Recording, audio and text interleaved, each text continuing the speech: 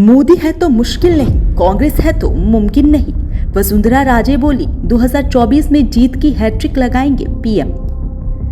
वसुंधरा राजे ने कांग्रेस जेएमएम को दिखाया आईना। दुमका में बोली युवा बेरोजगार लेकिन सीएम को मिला रोजगार।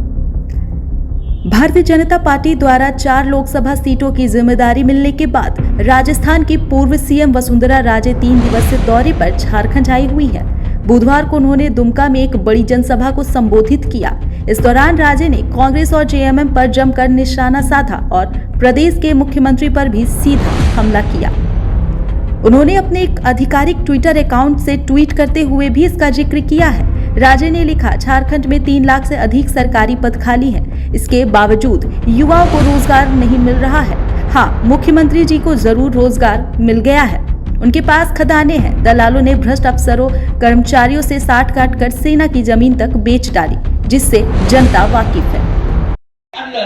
इसका सामान, इसकी संपदा, इसका लोहा, इसका कोयला, इसकी जो बिजली आती है, ये सब जो यहाँ का संपदा है वो यहाँ के लोगों को डायरेक्टली मिले। और इसीलिए आप लोगों को हमने अलग किया। परंतु आज भी वही राज चल रहा है और वही राज आपको आगे बढ़ाया नहीं है। जो परिस्थिति हो रही है, जो खराब थी पहले, वो और भी खराब अब हो रही है। मैं आप लोगों को ये कहना चाहती हूँ कि मेरे हाथ में अगर 40 साल हो जाते तो मैं तो समझती हूँ कि मालूम नहीं कहां से कहां पहुंच जाते।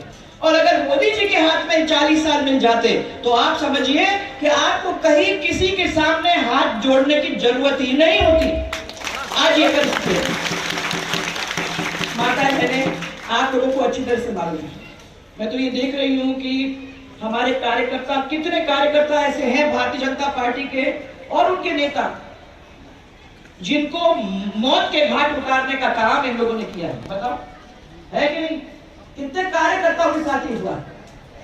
एक तो 2 साल पहले मुझे किसी ने बताया कि उनकी बेटी को बहुत ही निर्मम हत्या करके पेड़ से काटने का काम किया कि नहीं किया। यहां ना बच्ची, ना मां, ना बेटी, कोई भी सुरक्षित नहीं है। आदमी सुरक्षित नहीं है। ये 40 साल के बाद अगर आपकी ये स्थिति है तो ऐसे परिवार को हम राज्य चलाने देते कैसे हैं भाइयों और बहनों, इसको बताओ। देखो, एक चीज अपने को ध्यान में रखने की जरूरत है। एक तरफ विकास है, एक तरफ हमारे मने वो समझिए आपके हमारा कौन सा धर्म है, हम किसके जाति के हैं, ये सब चीजें एक तरफ आती है। अगर पानी आता है आपके क्षेत्र के अंदर तो ये ढूंढ के नहीं आता पानी कि हमारे आदिवासियों को ही मिलेगा या हमारे इस जात को मिलेगा या उस जात को मिलेगा। पानी आता है तो सबके लिए आता है गांव में, रोड आता है तो सबके लिए आता है गांव में। अगर विकास हो जाता है तो आप लोगों के बच्चों की जिंदगी सुधर जाती है। कभी सोचा? आपकी जिंदगी के साथ साथ आपके बच्चों की जिंदगी बदल जाती है। इसलिए आज मैं आप लोगों के बीच में आई आपको याद दिलाने के लिए कि 9 साल के अंदर, अभी लोग गैस की बात कर रहे थे मेरे यहाँ भी, जिस क्षेत्र से मैं आती हूँ, जब आपका हेमंत सोरेन खदान चाहता था, माइन चाहता था, तो पहले तो उसने एप्लीकेशन दे दी कि मेरे को माइन दो, खदान दे दो। फिर वो माइंस का मंत्री बना, खदान का मंत्री बना, तो उसके ऊपर उसने दस्तखत करके लिखवा दिया। फिर वो मुख्यमंत्री बना तो उसने अपने लिए वो माइन एलोकेट कर दिया। अब आप समझिए कि ये स्थिति अगर हम लोग करेंगे इस तरीके से, अगर हम लोग सरकार चलाएंगे तो गरीब आदमी का क्या होगा। मैं इसलिए आपके बीच में आई हूं, खाली आपको ये याद दिलाने के लिए। जब मोदी जी हैं तो कोई मुश्किल नहीं है भाइयों, याद रखना। और कांग्रेस रहेगी, जेएमएम रहेगी तो मुश्किल ही मुश्किल है, कोई चीज मुमकिन नहीं है। ये 40 साल का खेल देखते चले आ रहे हैं। आप लोग यहाँ आए हो बड़ी मुश्किल से, आपने उनको हरा के आज एमपी बने हो। आपका एक एमएलए और बना है, या रणदीप जी बैठे हुए। आपके अभी 5 सीटें हैं भाइयों। आप ये एमपी साहब, वो 5 सीट भी आप जब जिता के हमको दोगे तो हमें विश्वास ये होगा कि आपने मोदी जी पे विश्वास किया।